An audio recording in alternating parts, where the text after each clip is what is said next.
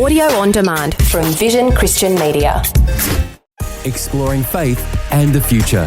Neil Johnson and Bible teacher Dr. Kameel Majdali. He was in the Spirit on the Lord's Day. We're talking about the Apostle John in the opening verses of the book of Revelation. Kameel, this book of Revelation, for some people, it's just their favourite. Others find it a little confusing. This, for you, is a really fabulous book. Well, for me, it's becoming not just a fabulous book, but a passion. Neil, I just finished my own radio series on Revelation. It was 120 programs long, 20 minutes per segment. So you can do the sums. It's about 40 hours just on the book of Revelation. And I decided to do it verse by verse for a simple reason.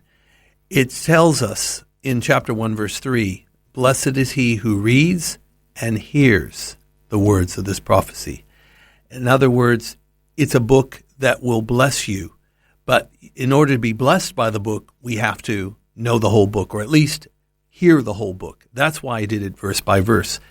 And I have to say, it was one of the most intriguing, inspiring, awesome experiences of my life. In addition, while doing the series, I led a tour called the Book of Revelation Tour to Turkey and Israel, and was able to go to the 7 churches, or at least, the site of the cities of the 7 churches. Plus, Colossae was thrown in as a bonus, plus Patmos, a day at Patmos.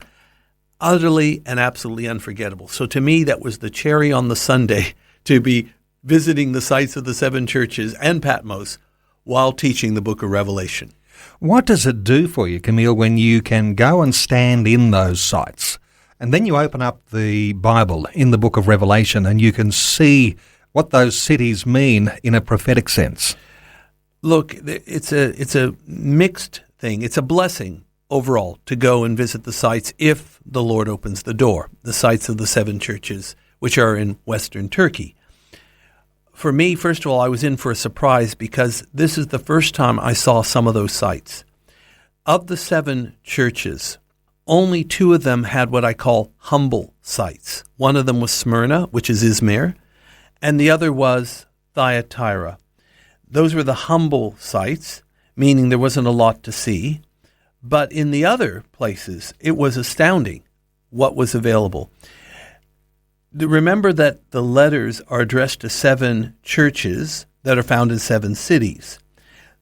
Revelation says virtually nothing about the cities. It says a lot about the churches, and that the churches weren't in normal basilicas or cathedrals or in nice buildings. They were probably in people's homes.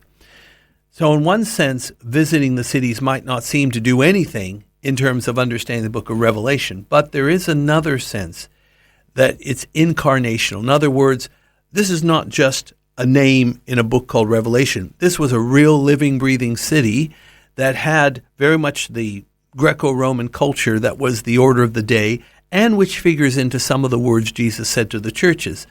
So for me, anything that helps put the Bible in a historic or geographic context is incredibly helpful for understanding the Bible and, for that matter, understanding God as a whole. So yes, let me put it this way. People were very enthusiastic and excited as they visited the sites of the 7 churches.